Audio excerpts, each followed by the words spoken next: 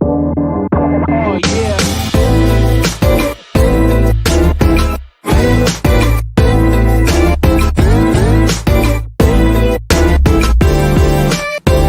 Oh yeah.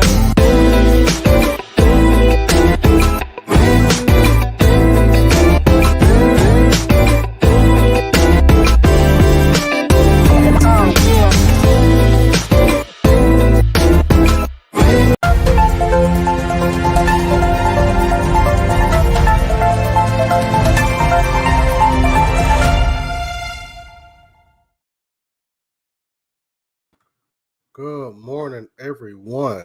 Today is Tuesday, December the 12th, 2023. How y'all doing this morning? All right, so I don't know if y'all heard about this. There was a lady who tried to burn down the house, the childhood home of Martin Luther King Jr. All right. Grace and peace, Atlanta since 82. Grace and peace. So yeah, pretty wild stuff. Pretty wild stuff. Actually, I heard about this Saturday. Somebody else mentioned this on their podcast, and they mentioned something about some lady who tried to burn down the house of Martin Luther King, and they didn't really touch on it too long. They just kind of mentioned it in passing, but for some reason, over the past few days, this story has getting some traction. It has picked up a little bit of traction in mainstream media. Grace and peace, Stevie Rankins. Man, listen, I don't have a poll up in the live chat here on YouTube because I really did not know what to ask. I was just like, we just got to get through this article, y'all. And I'm pretty sure that there's been different takes and there's been different reports coming out about this particular incident.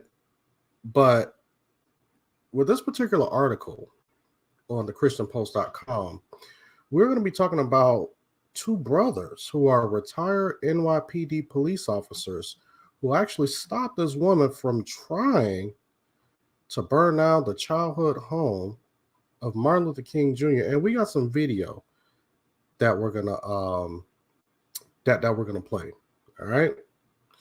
Grace and peace, rebuke and reprove. I ain't seen you in a minute. Then we got Michael Sanders. Grace and peace. Atlanta since 82 says it doesn't fit the narrative. Now, had it been a white person, oh boy. Oh yeah. Y'all already know the Black Lives Matter signs would be up. The grifters would be out. I mean, yeah. It'll be non-stop 24-hour coverage. But we got some video we're going to play. Now, this video doesn't have any sound. And it is actually going to be played on this particular website. So we're going to play that and we're going to get into it. Well, all right. Let's start reading this article. The headline says, brothers, retired NYPD officers hailed as heroes for stopping woman from torching MLK's home. Let's see what this is about. Now, I'm going to tell y'all like this, and some of y'all are probably going to be a little disappointed with me. I've been living in Atlanta for the past 17 years, and I have never been to this house. Black man. What's going on with your black man?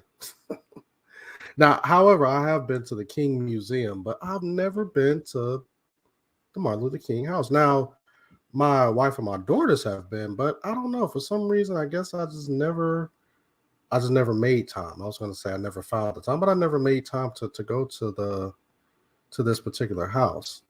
But I think I need to go with my family. Now, one of the things that is on my bucket list, and actually I need to be looking into that, is going to the Lorraine Motel. I do want to do that in Memphis, Tennessee.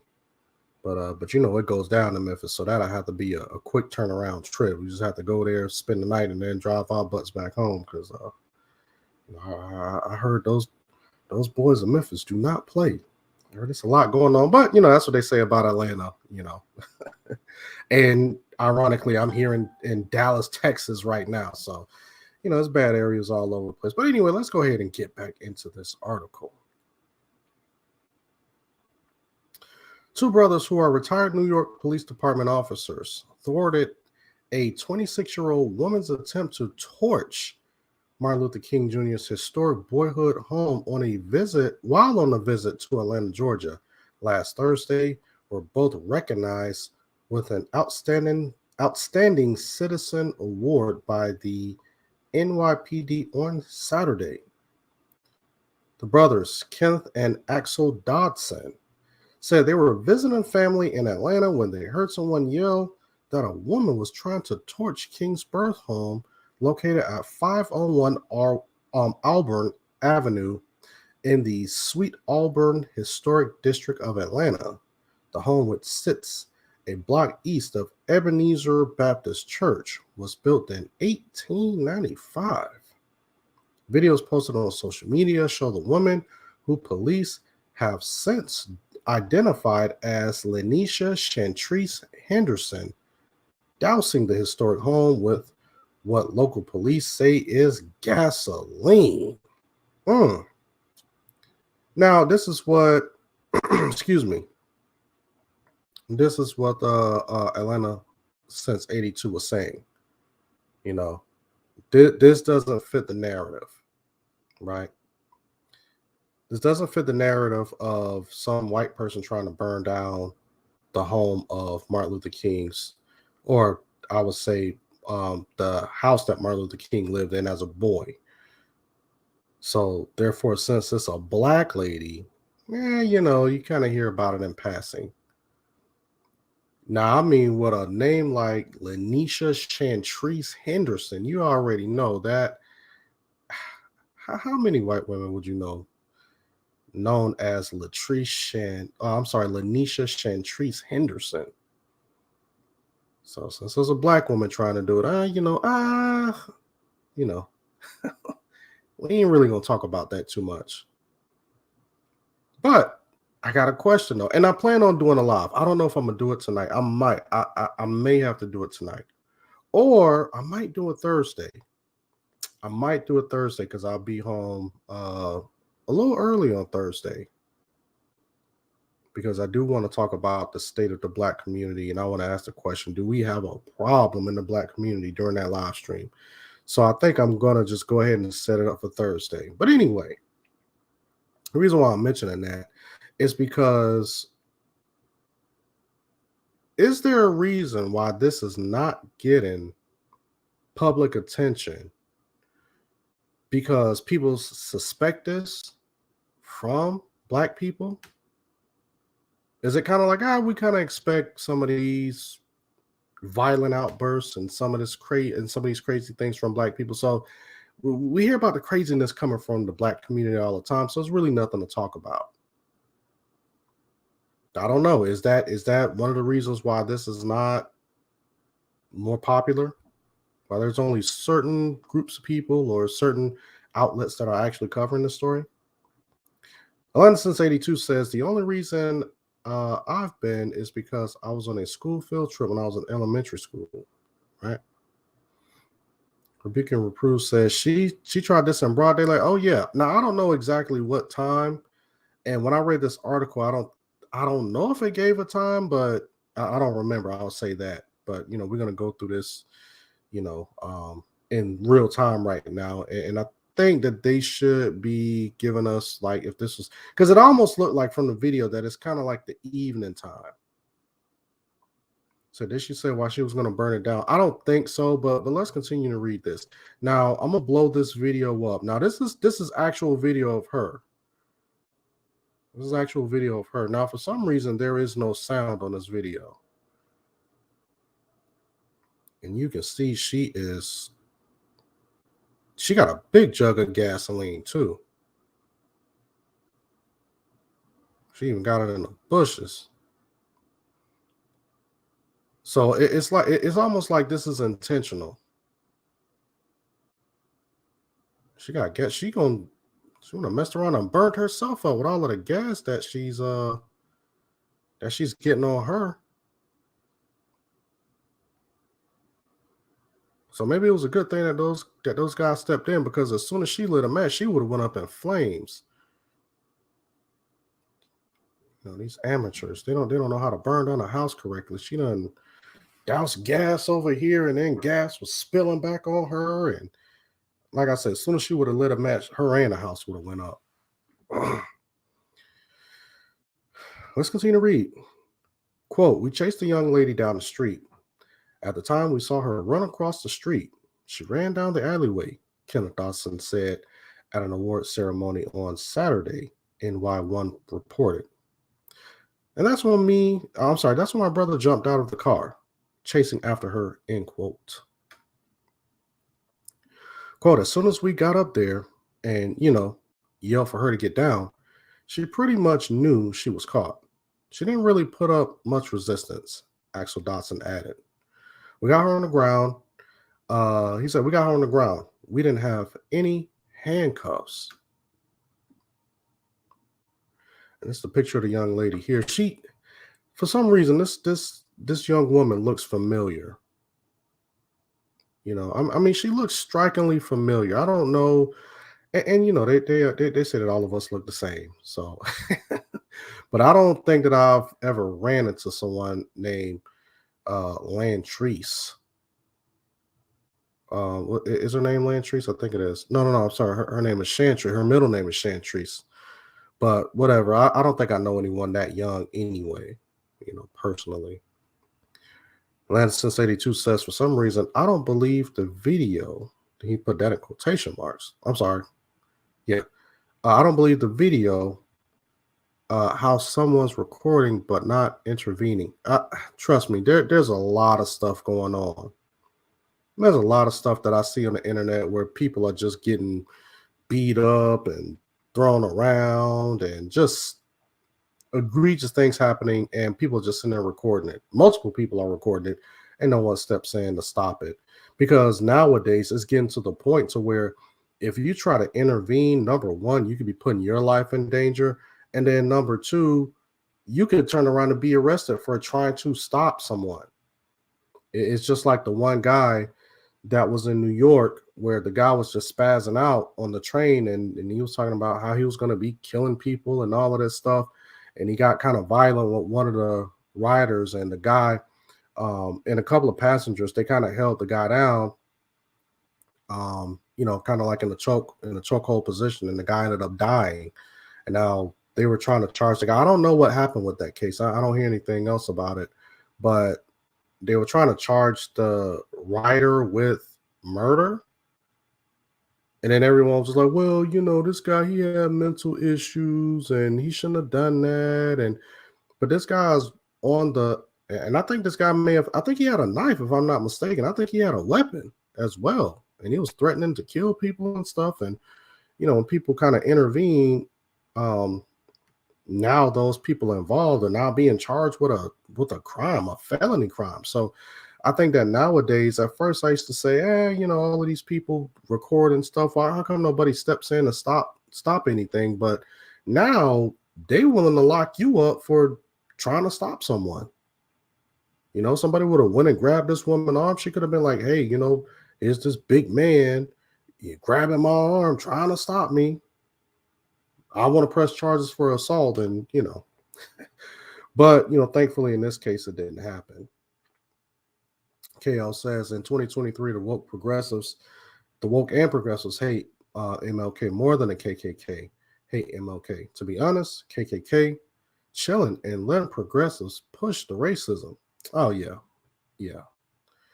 The progressives are nothing but outward.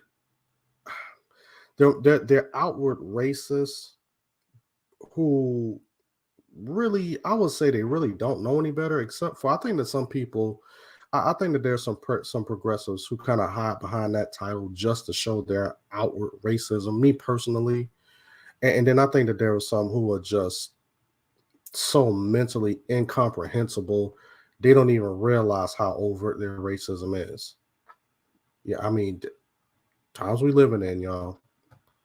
Anyway, let's get back to this. And I wanted to bring up this lady's picture because I mean, if you look at her at first glance, she doesn't look like somebody who suffers from mental illness, and she doesn't look like someone who is homeless or anything like that. So, just like you guys are saying in the chat, I mean, could this person just be one of these super progressive woke people? Is this what I mean? Like, is she in college? Does she go to one of these progressive colleges and stuff?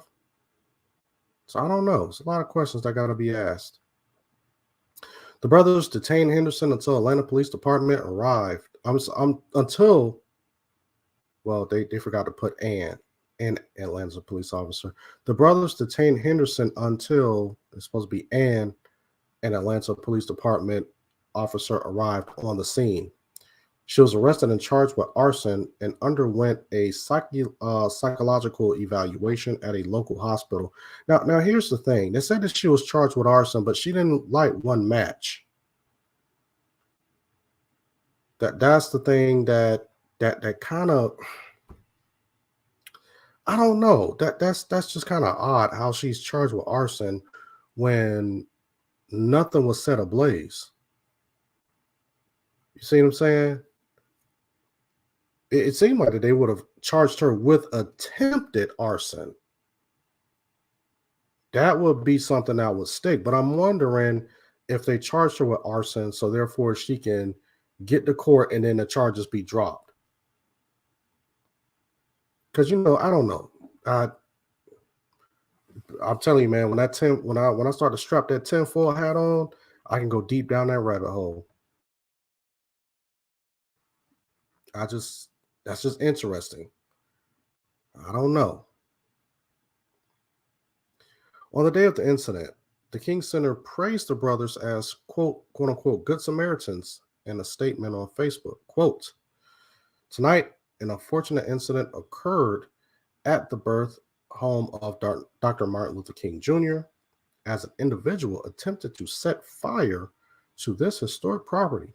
Fortunately, the attempt was unsuccessful, thanks to brave intervention of Good Samaritans and the quick response of law enforcement, the statement said.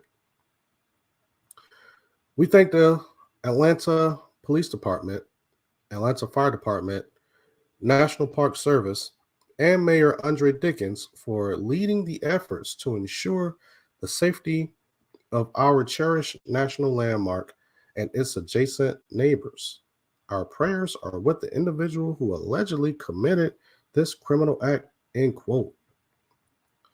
Now, remember, we was just talking about progressivism. Remember, what was this, a few years ago?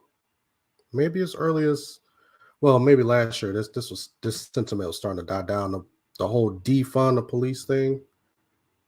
And they're kind of going through that right now in New York, where they've kind of been pushing for this defund the police thing, and now crime is running rampant, and people are just like, where are the police? I think the same thing is happening in Los Angeles, but I think New York is really, really feeling the brunt of that. Now, I think Chicago as well, all of these liberal cities.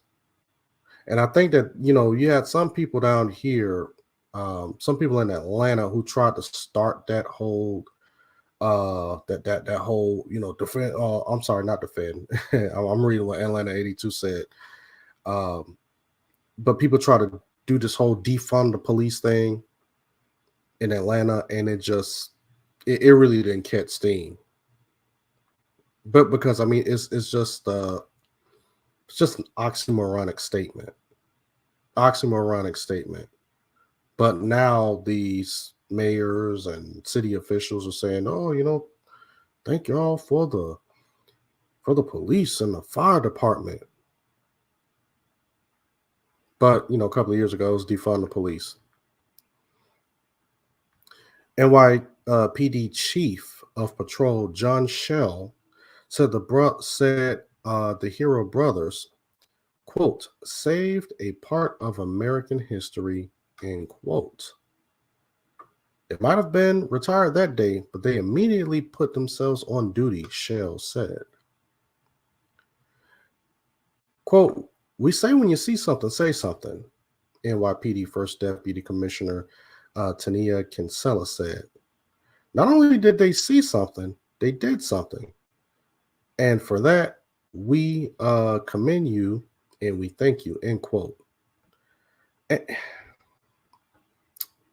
and again, it's to the point of in our society to where if citizens get involved with trying to stop crime, nowadays you can be charged for trying to stop people. Like, for instance, when you have um, people who are trying to shoplift and they're going in and they're trying to take stuff out of the stores, if the employees of the store try to stop people, and they tell the employees, do not stop these people from trying to steal the stuff out of the stores. And if the employees or anybody else try to stop these people, then you can turn around and be charged with assault. So not only does the person get away with merchandise, number two, that person could turn around and have you charged with assault and then press charges against you in some of these progressive cities. Like I said, I don't even want to go into my tinfoil hat. I don't even want to whip that tinfoil hat out right now.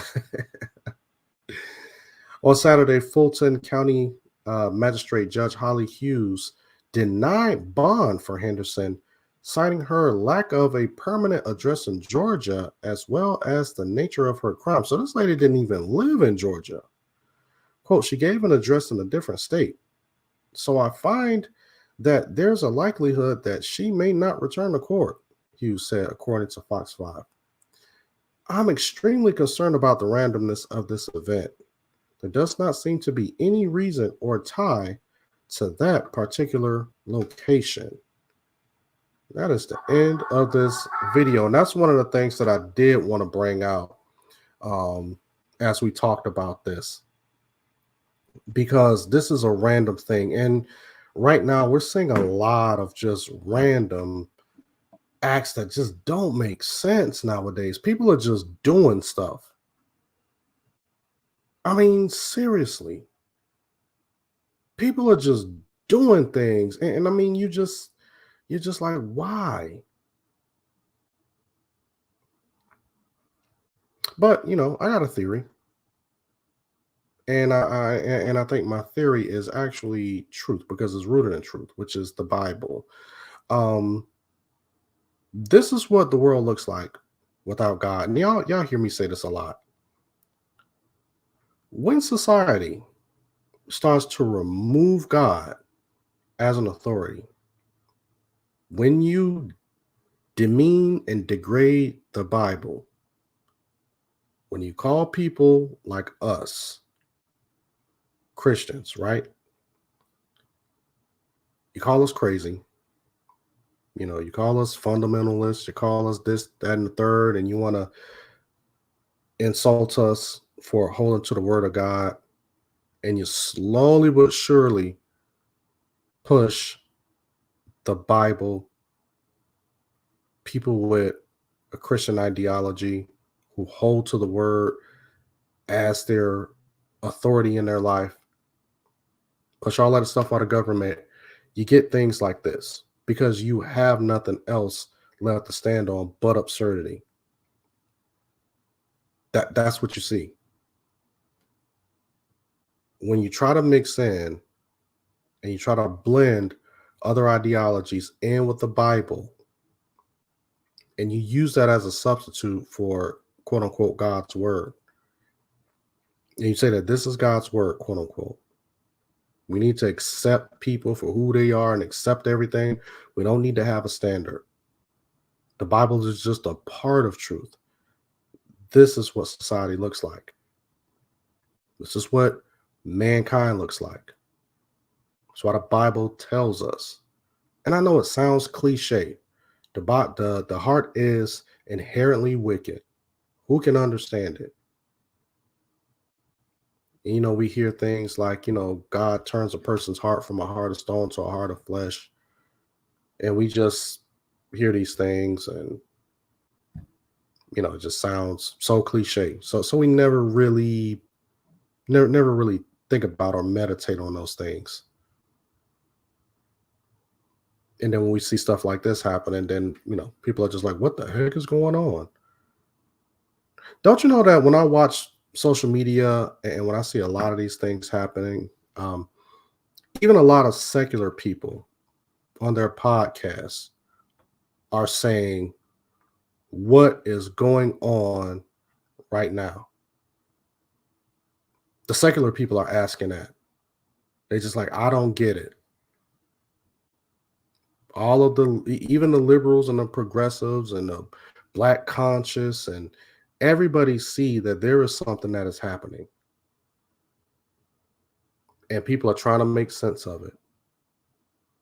But they'll never come to the wisdom or the conclusion that, hey, maybe we need to start crying out to God.